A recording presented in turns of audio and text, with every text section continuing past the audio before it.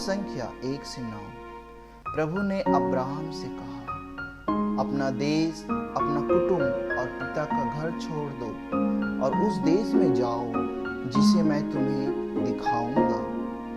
मैं तुम्हारे द्वारा एक महान राष्ट्र उत्पन्न करूंगा, तुम्हें आशीर्वाद दूंगा और तुम्हारा नाम इतना महान बनाऊंगा कि वह कल्याण का स्रोत बन जाएगा।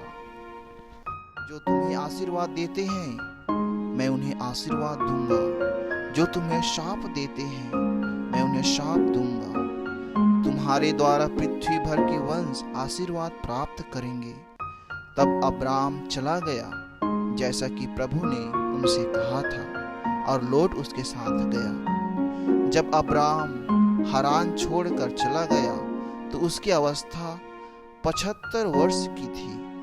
अब्राम अपनी पत्नी साराय तथा अपने भतीजे लोट को अपने साथ ले गया और उनके द्वारा संचित समस्त संपत्ति तथा उन सब लोगों को भी जो उन्हें हारान में मिल गए थे। वे कनान देश चले गए। वहां पहुंचकर अब्राम ने सीखेम नगर तक मोर के बलूत तक उस देश को पार किया। उस समय कनानी उस देश में निवास करते थे। प्रभु ने अब्राम को दर्शन देकर कहा, मैं यह देश तुम्हारे वंशजों को प्रदान करूंगा। अब्राम ने वहां प्रभु के लिए, जिसने उसे दर्शन दिए थे, एक वेदी बनाई और उसने वहां से बेतेल के पूर्व के पहाड़ी प्रदेश जाकर पड़ाव डाला। उसके पश्चिम में बेतेल और पूर्व में ऐ था। उसने वहां प्रभु के लिए एक वेदी बनाई और प्रभु का नाम लेकर प्रार्थना की। इसके बाद अब्राम जगह जगह पड़ाव डालते हुए नेगेव की ओर आगे बढ़ा। सुसमाचार। दोष नहीं लगाओ जिससे तुम पर भी दोष नहीं लगाया जाए, क्योंकि जिस प्रकार तुम दोष लगाते हो उसी प्रकार तुम पर भी दोष लगाया जाएगा, और जिस नाप से तुम नापते हो उसी से तुम्हारे लिए भी नापा जाएगा।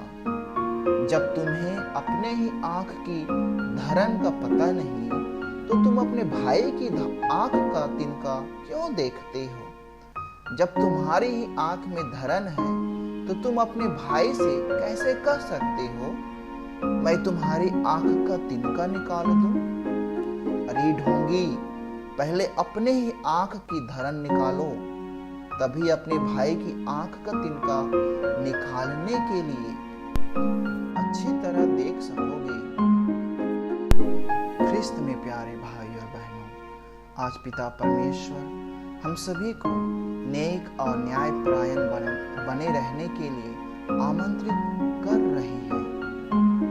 आज के पहले पाठ में उत्पत्ति ग्रंथ से सुनते हैं कि अब्राम जो ईश्वर के आज्ञाओं का पालन करते हुए अच्छे गुणों को प्रकट करते हैं, उनका यह कोमलता और आज्ञाकारिता व्यवहार ईश्वर को पसंद आता है और उनके जीवन में ईश्वर आशीष, कृपा, करुणा का बारिश करता है। सुसमाचार में आज हमें यीशु द्वारा पाखंडी नहीं होने की याद दिलाई जाती है, और यह याद रखने के लिए कि जैसे हम दूसरों का न्याय करते हैं वैसे ही दूसरों के द्वारा भी हमारा न्याय किया जाएगा।